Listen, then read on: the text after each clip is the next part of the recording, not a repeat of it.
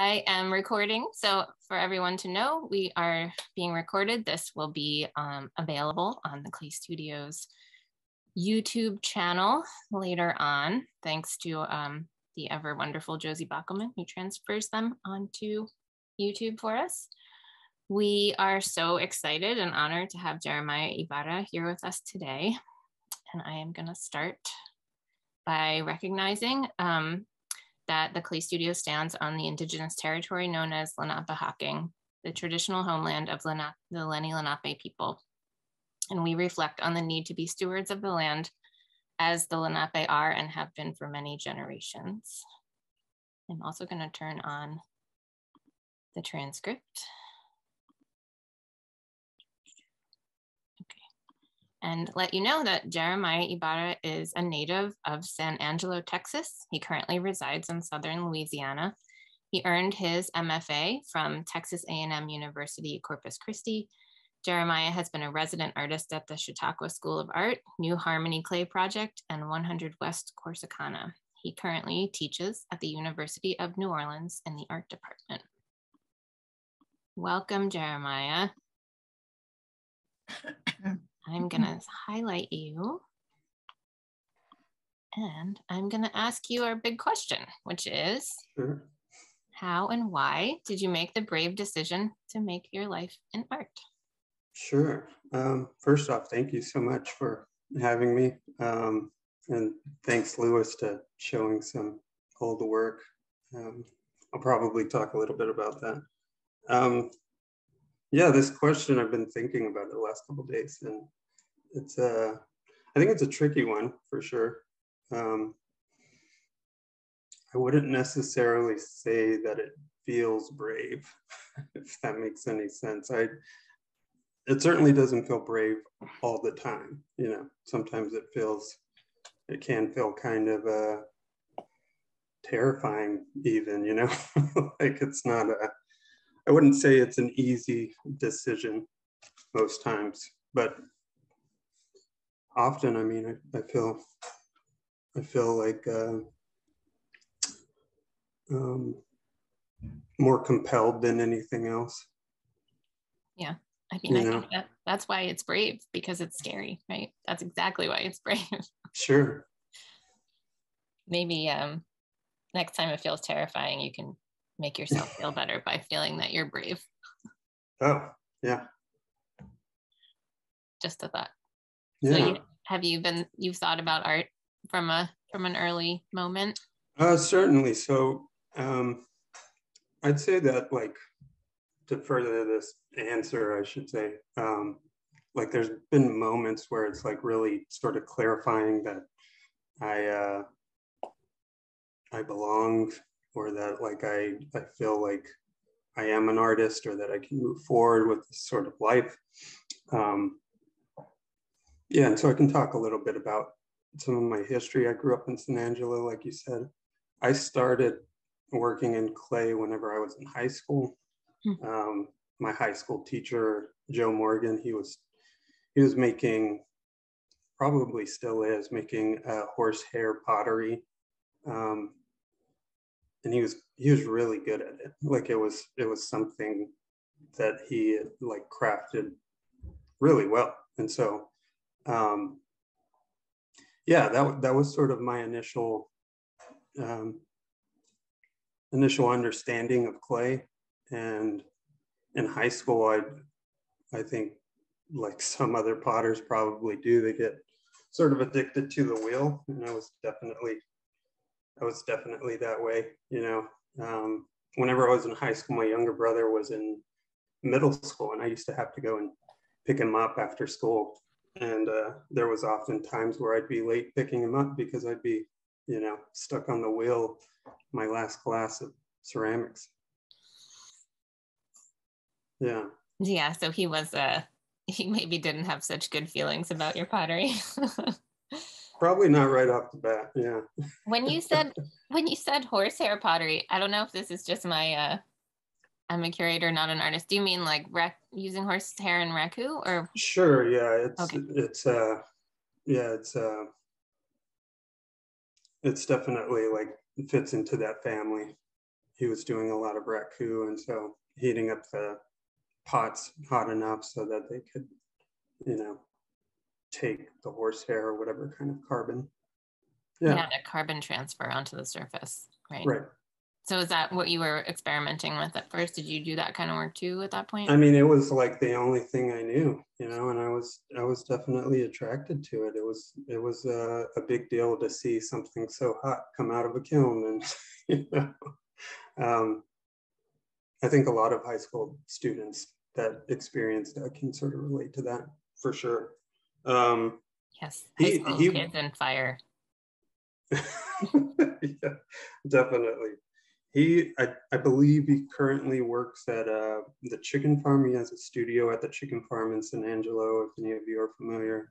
The chicken farm was run for a long time by Roger Allen, who established like a lot of the art scene in San Angelo and had a big connection to the museum there. Yeah, whenever I was growing up, like in high school and getting into college, I went to ASU, Angelo State University.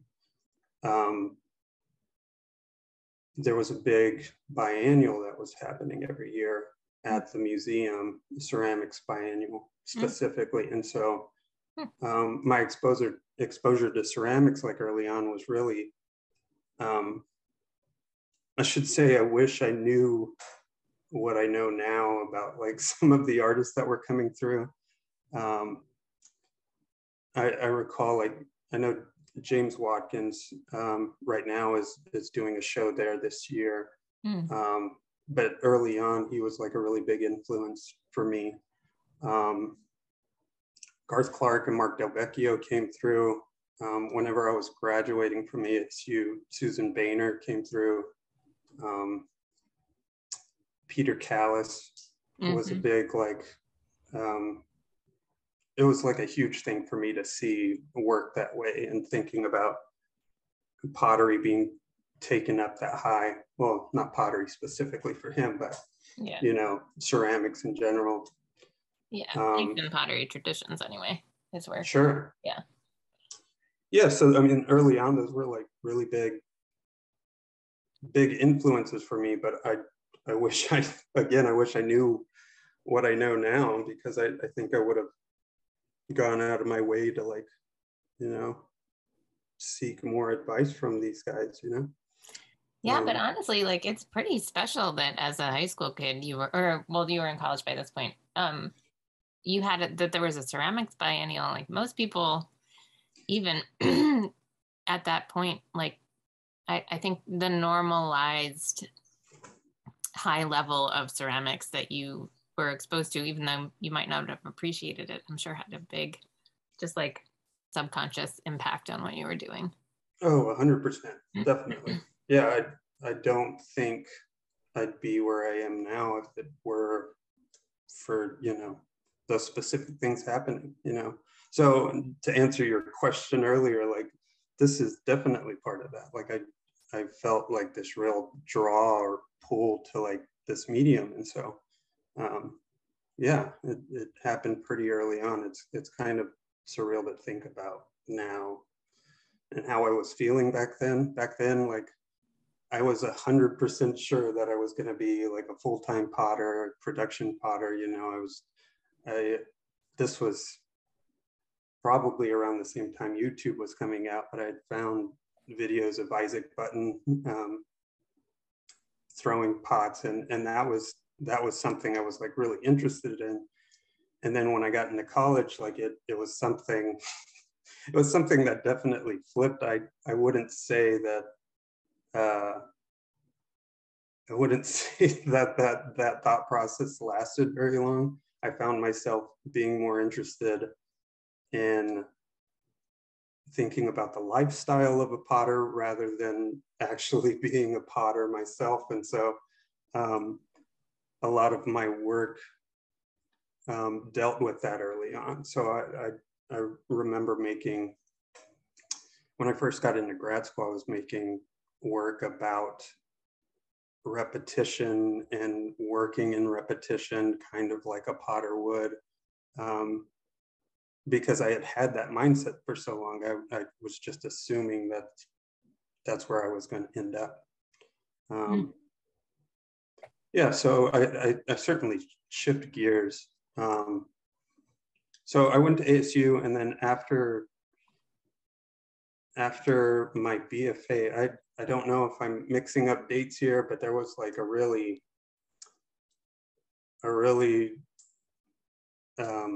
important talk for me that happened, and I believe Susan Boehner was there, and she was just doing a Q&A.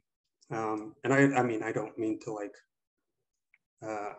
you know, misquote her or anything, but what she said at that Q&A was really important to me.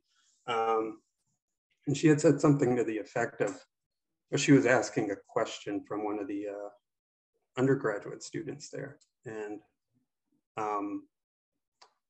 the question was about applying to shows maybe, or like submitting proposals for shows, and being taken serious as an artist, and specifically as like a BFA student. And pretty bluntly, she said something to the effect that like it's really not taken serious until like you're in your MFA or past your MFA. And I was like really taken aback by that. But it was also because I didn't know any better, and it was something that sat with me for a long time,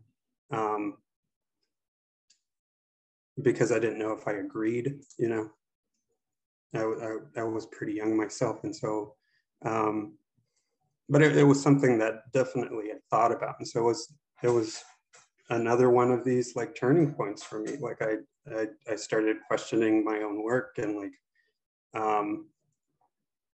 And whether or not I should go to grad school. You know, these are important questions. I know grad school right now is like such a crazy thing. I can't imagine applying to grad school right now, but I knew that like I wanted to make those decisions for myself, and so I only applied to one school. I applied to Texas A&M Corpus Christi, where Lewis is. And so that year, I met Gregory Teagarden, who is he's a fantastic Texas potter. He works out of Alpine, Texas right now. He teaches there, and he makes pretty big pots that are generally influenced by, you know, the landscape in that area, and they're sort of reminiscent of some North Carolina potters too. Yeah, and so he came to my BFA reception or something, and then we ended up talking, and I didn't know he was like trying to recruit people to Corpus Christi. He was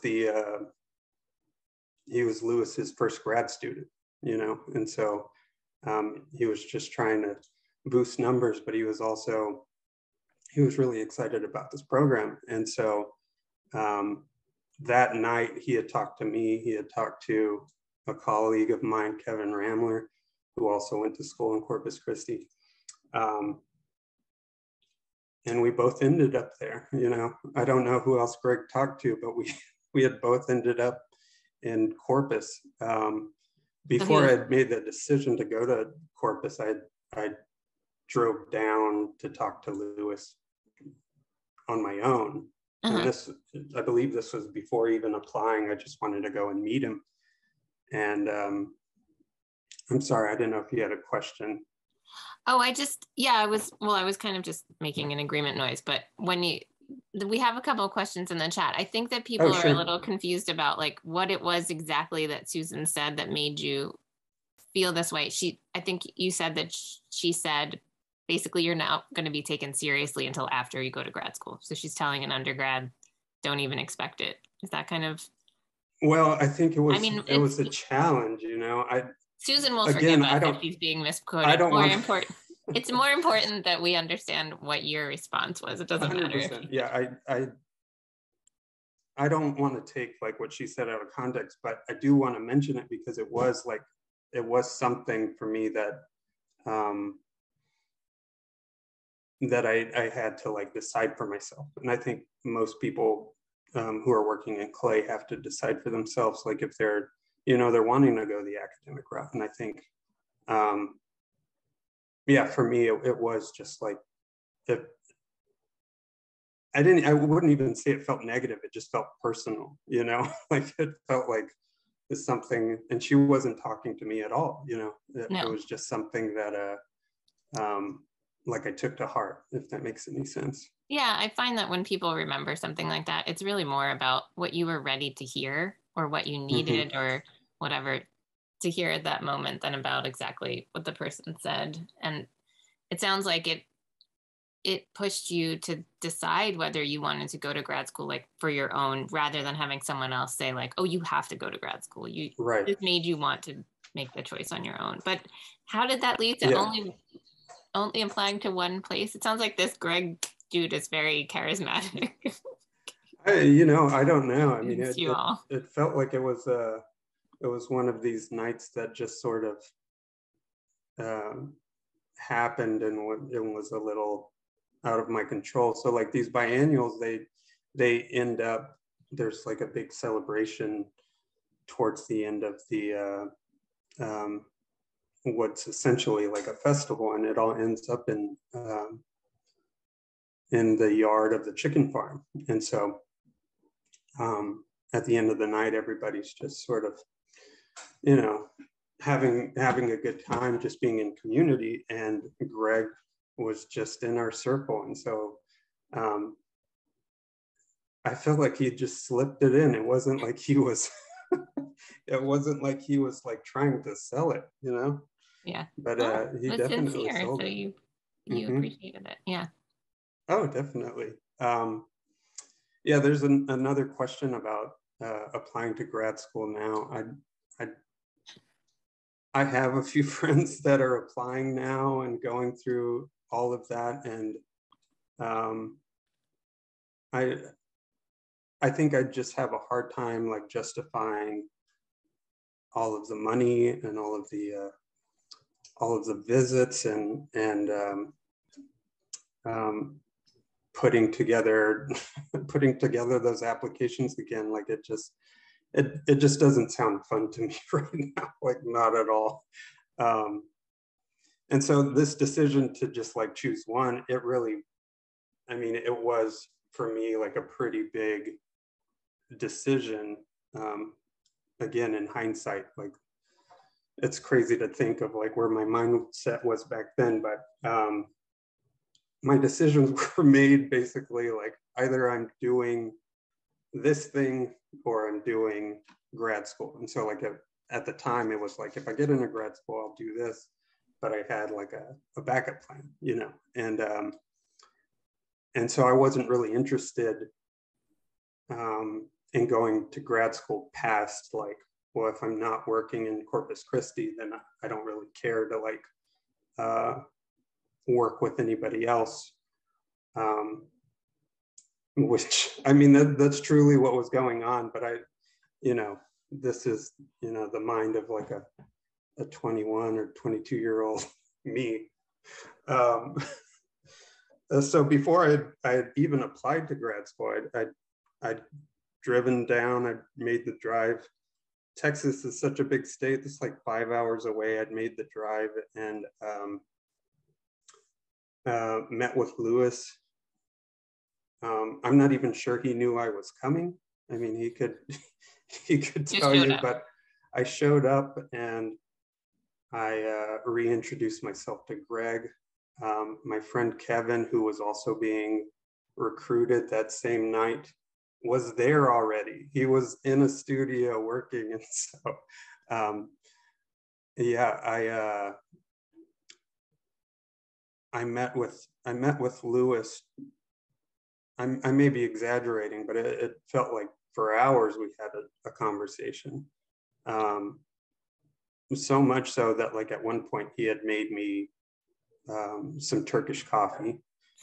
And those of you who know Lewis at all, like if you've ever had the, the experience of him making food or coffee or even hot chocolate for you, it's like, to me, it feels like such a special thing, and so this was the first day I was meeting this guy, and if anybody was charismatic, I think it was Lewis. He was the one that, sold me on being there. And yeah, I wouldn't even say that it was a sales pitch. He was just being himself. Yeah, and I was definitely attracted to that. So, yeah, very special. So yeah, go ahead. Yeah, I want to. You question. think about when you want me to start showing pictures, but Sure. How you wish. Yeah, if you're not familiar with Lewis's work at all, he's definitely shown quite a bit. He's got some really big works. He spends a lot of time on his work.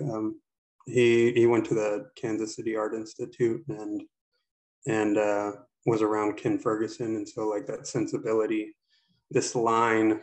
I think about this line often of like, I don't really have a connection to Ken Ferguson outside of Lewis, but I'm sure like those things definitely cross over.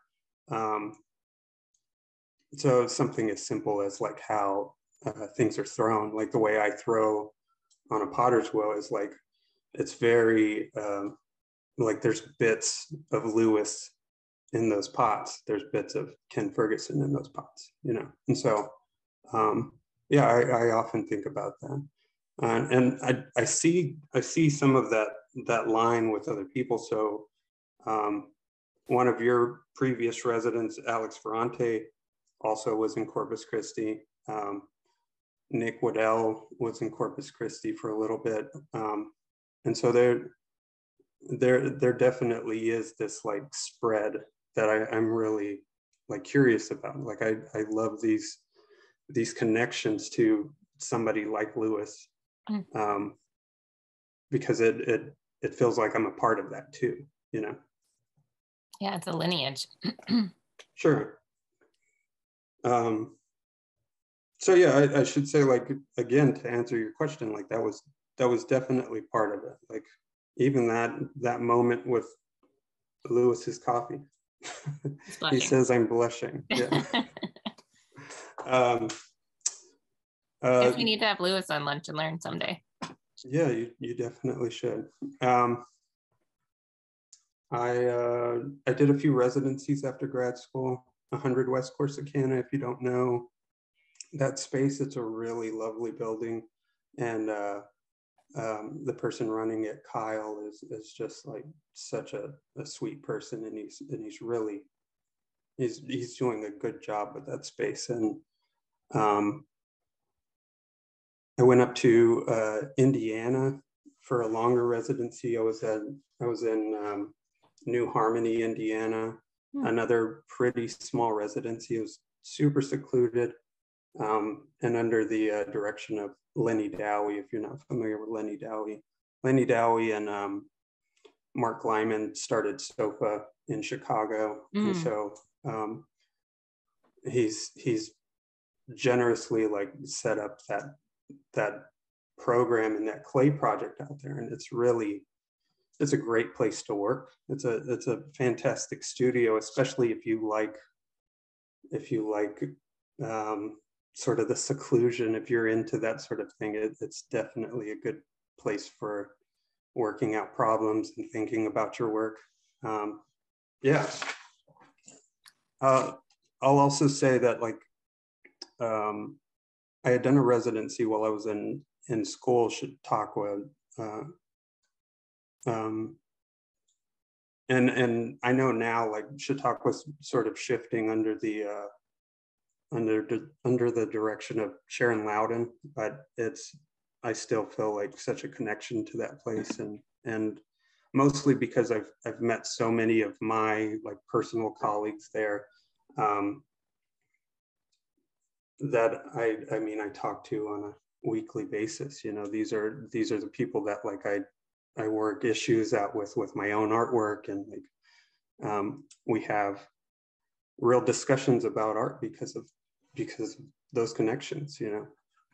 Yeah, it sounds like a lot of the theme that I'm seeing is connections and people, and being inspired by people, and being in community, like you said before, with people. Certainly. Yeah, definitely. Yeah, and that's so true. We feel it here at the Clay Studio as well, that's, you know, it's about artists and community kind of equally supporting both of those things, and then having them support each other, which is definitely part of what you're saying. I want to start showing some images, and I don't yeah, want to let's do it. cut you off, but I know that yeah, people are going to be excited about that. So feel free to keep weaving in any aspects of the answer of course. while you show us your, yeah. So I should say, like, a lot of what I'm thinking about now has more to do with objects that I live with, or objects that I see on a day-to-day basis, maybe not necessarily even live with, but things that maybe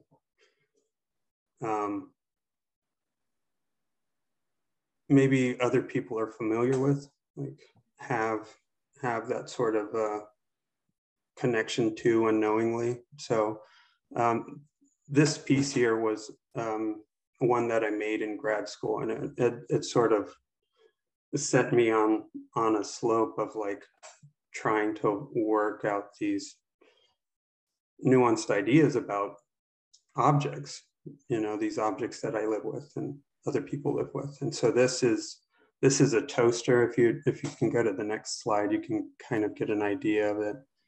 I totally did not get that before. Thank you. Yeah.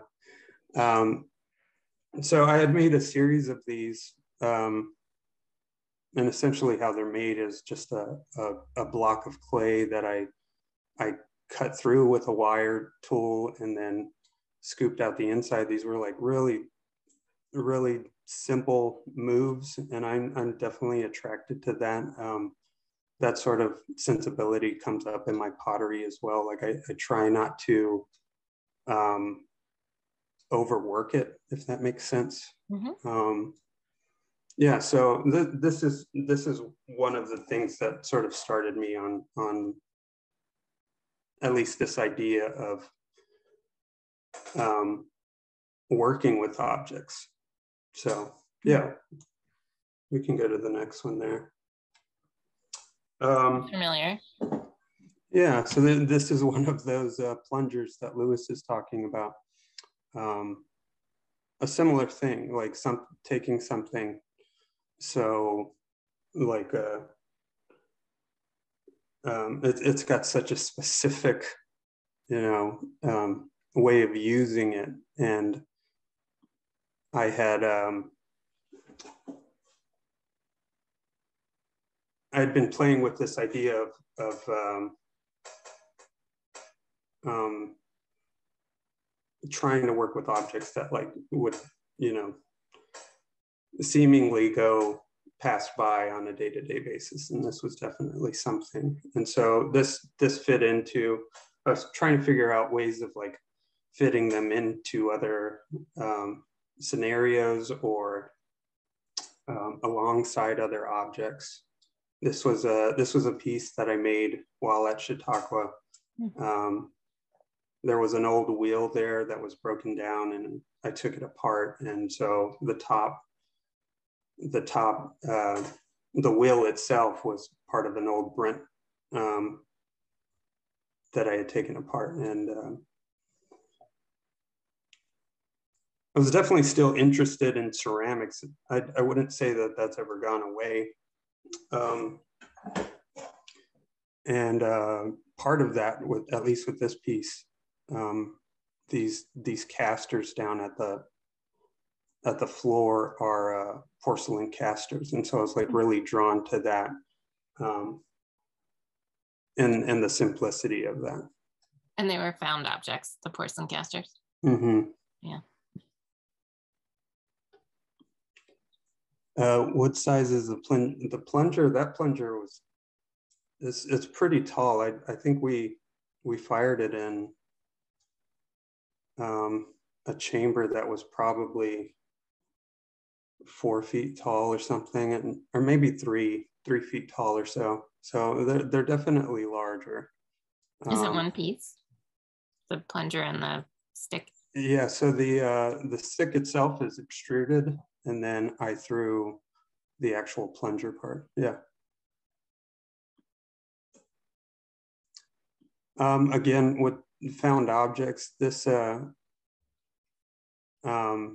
piece is called Alfredo's China cabinet, and so I had made a series of palette-based works, and initially they were all on the wall, and then these started standing on their own, and I've been thinking about this idea quite a bit. Not to say that, like, I should say the progression of like thinking about objects and then things that we live with. Not everybody lives with China cabinets, and but if you do, you have an understanding of like this sort of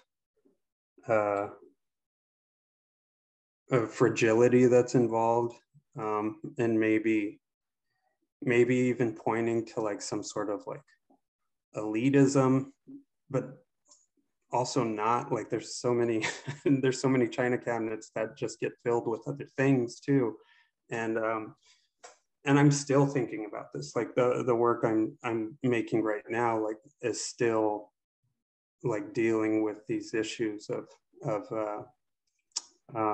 things we live with, but also like how they fit into how they fit into like a normal household. Yeah, and the Shannon Closet is so much about what you want to display about yourself, not just like the objects, but Certainly what you want to say about your family and your status. And that can be everything from the most expensive china down to like my grandmother's china cabinet was filled with the baby shower and wedding shower favors, like from 20 years of family. Right. And that was like her pride and joy, was all that stuff. So it doesn't have to be valuable, but it is about that presentation, right? The presentation, I think, is really the thing that I'm interested in, because it does, there is like this it's familiar, but it's also like you're saying, it's personal, like your own personal effects end up in there, and you end up living with this thing, these china cabinets that are all over the country. Like they take up so much space, and they're very heavy, because they have to be. The next slide is the other side of this one. Yeah. It actually goes all the way back to the, kind of Renaissance cabinet of curiosities, Wunderkammer idea that you're putting all of your, it's a great topic to dig into. Sure. Currently I'm working on some other simple objects. This one's only been bisqued. I'm still needing to finish it, but I don't want to leave it, and I want to hold on. I'll take care of that. Let's see, stop. Oops. Hold on. That's no good.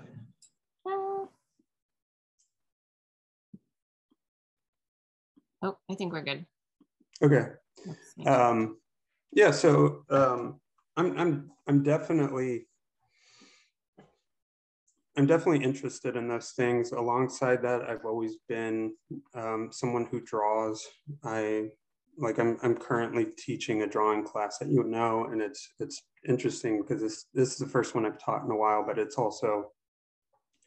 sort of reinvigorated my ideas of mark making and drawing. And so so much of my pottery that at least is at the clay studio is mostly because of that. Like I've like tried to figure out a way to like It's put these on things mute. together. What can I tell? Sorry.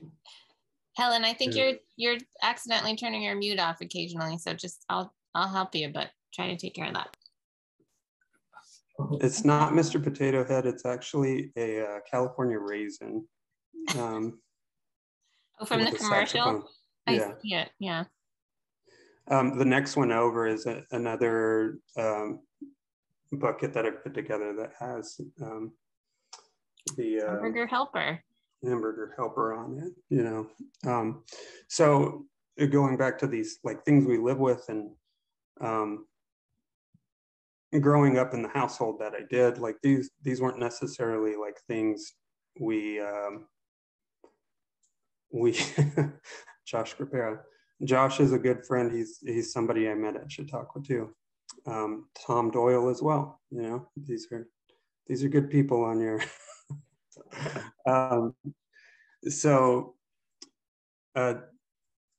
These images are coming from a place of like of a reference to like what we were seeing on television as kids, you know, and this wasn't necessarily like pointing to like elitism or anything, but there was something about like the idea of somebody buying something like Hamburger Helper and like using it that way, which is seemingly like pretty cheap ingredients, you know, but like having to pay for these contents are like really kind of nuts to me now. And so yeah, I'm interested in that sort of like that understanding. So to some people it's a luxury, and to other people it seems like very sure down, you know, not very fancy. But yeah, sure. I mean, certainly the idea of paying for spices inside a bag, inside a box was not something happening in my house either. Like, right. It seems like, of course we're not getting that. I have those spices in the cabinet. Why would I do that? Right. Yeah, and these things come up like any kind of, you know, children commercial that you were seeing on Saturday morning in the 90s was just sort of doing the same thing. It was really like cheap things they were selling, but like this sort of like consumerism for a child was such a big deal. Like it felt like a really big deal. And I think it's still that way. I have nieces who are sort of, they get kind of obsessive about Paw Patrol and Frozen stuff, you know, and these are things that maybe aren't necessarily cheap, but like that sort of gravitation is it's a big deal, you know, in child psychology. It absolutely. I mean, and it's worse because they have all these different screens that they get it from, and right. It is pretty weird to think about a personified glove as being the spokesperson or something, though, now that I'm really staring at this image. Have you thought of that? So these buckets will end up in other things, just like some of the other objects that I'm making now. This is something I'm currently trying to work out. It's meant to be part of a cabinet that's also like, it could be part of a kitchen sink, and having these buckets or other objects that I'm making. Like I didn't send you any photos of this, but I'm currently working on potatoes. I'm making large potatoes, and they seem like really silly, but I also really, I'm compelled to do these things right now. What is this? Slip? Something about slip. What's compelling you to make potatoes? So I've been trying to figure out these like objects that can fit in to something like a cabinet or around a kitchen sink. Mm. And going back to this idea of like cheap ingredients, you know, this is something that is like easily acceptable, but also like it's become somewhat it's sort of bastardized in a way, like with French fries and things like that. And so yeah, I'm still trying to work out like why, but I I definitely like them. Like I know that I like the way they feel right now. This little collection right here is a piece that I did this past summer, and I had made this piece for some shows that I was putting together over the summer, or actually a show that I was putting together over the summer at Hope Cat. I was in Sharon, Pennsylvania, at Hope Center for the Arts and Technology. Yeah. And so I had done a residency over the summer with them and was able to put a small show together with some friends. And so this is sort of a fuller version of that, but I have objects that I'm more or less curating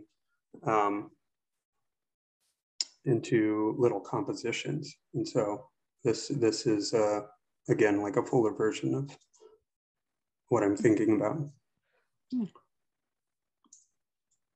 Oh, so then we were gonna sort of talk about the connection between what you've just shown us in like sculptural work and then the functional work that you have that we actually have, we're honored to have at the Clay Studio in our shop. Sure, yeah, so I mean, there's like a really pretty clear delineation between that first slide and what's going on here. I'm constantly trying to figure out a way to like get my ceramic work off the ground, if that makes any sense. Ceramics is like so, as a material, is just so heavy, and so something as simple as putting the right foot on it is like definitely understood within, you know, the pottery world. Is like it's a thing for sure. And so this is just an iteration, you know, and really trying to work out these things. And I know there's a few people that have done wheels on pots in the past, but I want it to feel a certain way, if that makes any sense. Yeah. Well, they're made in different ways too. When you were saying pottery is heavy, I was thinking earthbound. It's earthbound, so you're trying to kind of lift it up a little. Yeah. Oh, I think somebody asked about how you made the bucket. Was it hand built? Oh, I'm sorry. I couldn't imagine slip casting that. It's pretty large. It's hand built. It's all coil built. That's generally the way I like to work. This grouping right here, the majority of this is, aside from the one up front, the little plate up front, all of this was coil built. It has a heft to it. It's definitely heavy work, but I want it to feel a certain way. Yeah. And this grouping is all pink on the inside, but I feel like, but there's blue and yellow. So you're thinking about the kind of a solid color interior when you're. So this liner is, it's based off of Linda Arbuckle's Majolica recipe. And it's very similar to what she's doing. She's definitely one of my favorite potters, and so like she's also crazy smart, and so I trust I trust recipes like this. And I had to tweak a little bit to fit my body, but more or less it's Another example of lineage and community. Sure. Yeah. There's a few things that have this bread, American cheese. Mm-hmm. Where is it? Oh, there's one that says mayonnaise. There it is. Mayonnaise, bologna. Yeah. You know, there's a lot of these things are for food, but there's a lot of food imagery, and that was another thing that you were talking about with your other work too, with the. Definitely. I think food has always been like a, something I sort of gravitate towards as a subject matter, but also it's hard to deny that, like, while making pots, it's like not something you're thinking about. And so yeah, these ideas sort of get twisted around some. These sandwich cups are something that, like, I've put a lot of. It's such a simple drawing, but I've put like so much time into like working out like how it should be done and how it should be written. And so, like, for instance, where it says bread or American cheese, like these words are chosen for a reason, and this sandwich specifically is just so, like, it's such a basic thing, but it also goes back to sort of the simplicity of stuff. It's not a sandwich that I can even eat personally. Like an American cheese and bologna and mayonnaise sandwich is not something that I would enjoy like whatsoever. I think it'd be hard to it'd be hard for me to eat personally. Is it something that you ate as a kid? It is something that I've eaten whenever I was a child. Like, I do have a memory of eating this specific thing, and it sort of rocked me. Like, like I can still like remember that feeling. Yeah, I think there was another question, if I'm not. Tend to work in a series, or is every piece a one-off? And then there's one from Raymond too. Yeah, not everything's a one-off. I do try to work in series. That is, I'm sorry, I'm reading through. Yeah. Raymond's question is complex. Yeah. I do try to work in series to answer that question. That is something I definitely do. So the buckets, I have multiple buckets. The potatoes I'm working on right now, like I have to do at least like 2 at a time for it to make sense. So, like, going back to this idea of production, like I do have that sense. The little curatorial projects that I'm putting together, those are more one-offs, but only because they have to be. In that sense, like I really try to puzzle those things together. I treat it a lot like collaging. Yeah, I think Raymond's question is something else I've been thinking too. Like, a lot of the, like we were just saying, the food references happen to be foods that are marketed, and are often consumed by people who might, they're not the healthiest foods, and they're sort of foods that are marketed like it's mass consumerism. Certainly. Like highly processed.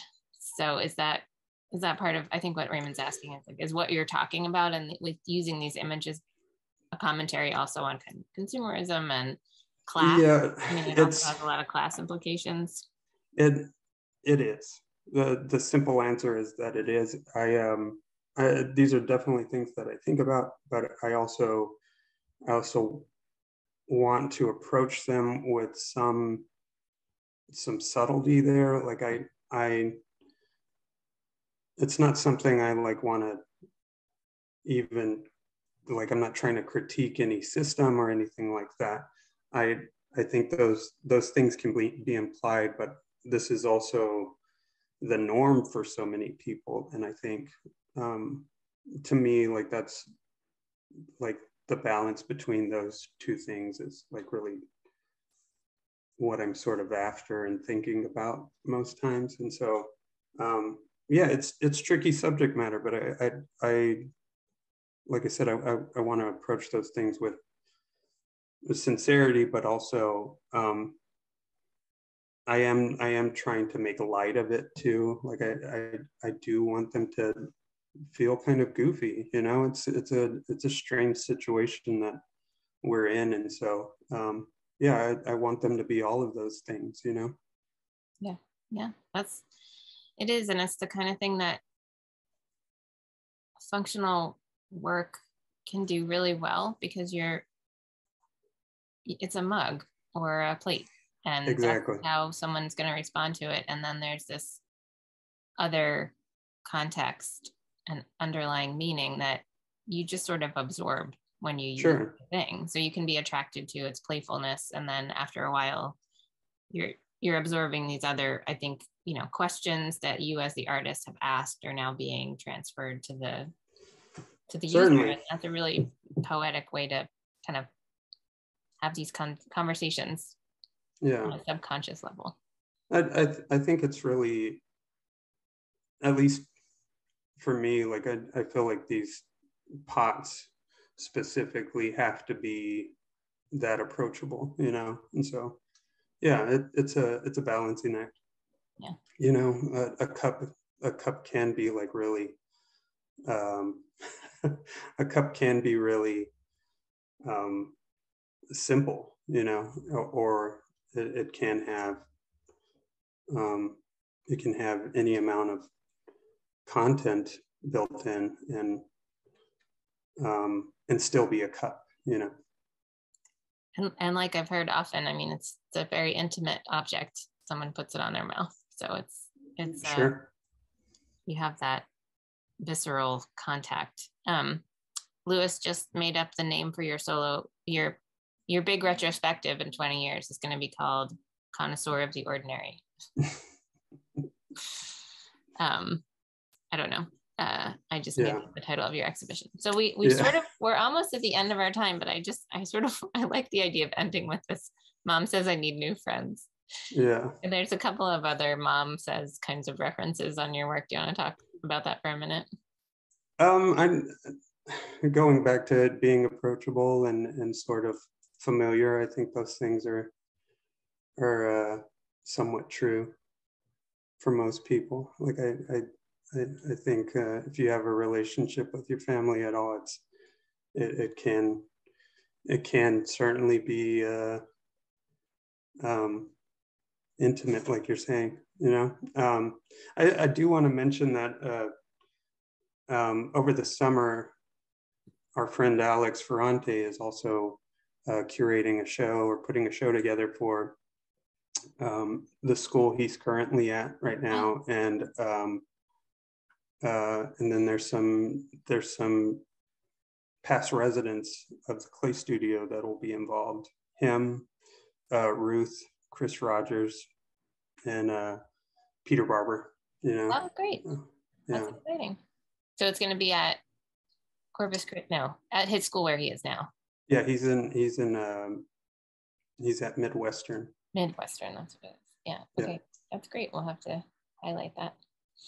I think the last thing I'll say about this idea of kind of writing just thoughts and ideas on your cups reminds me of Rudy Staffel, the Philadelphia artist who was he made the light gatherers, like porcelain. He really experimented with the translucency of porcelain in contemporary pottery, which not many people had done before he started.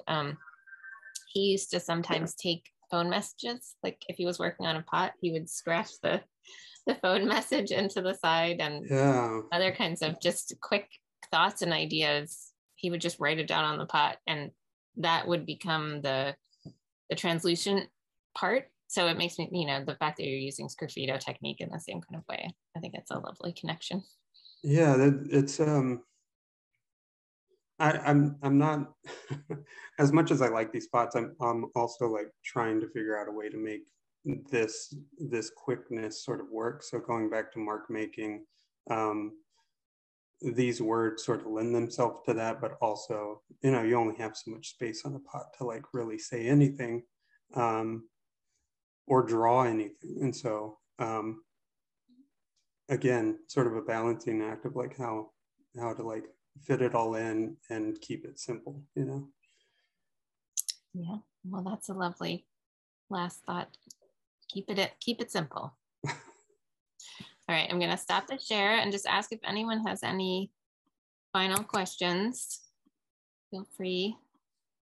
Looks like you have a bunch of your friends here, so hi to all the friends. Thanks for joining us today. Yeah, doesn't look like we have other questions. Thank you again, Jeremiah. I really appreciate this. Thank you so much. Goes by fast. I really appreciate it. Yeah. I loved all your deep insights. It was really special. Thank you. All right, bye everybody. Have a good week. We have one more lunch and learn next week before we're taking a break as we move the clay studio to our new location. Next week we have 2 new staff members, Makan Huang, who's on the call right now, and Frankie Reyes are going to be our guests. And Jeremiah, we'll see you in your pottery in the shop. Thank you so much. It's good to see everybody. Awesome. Thanks. Bye.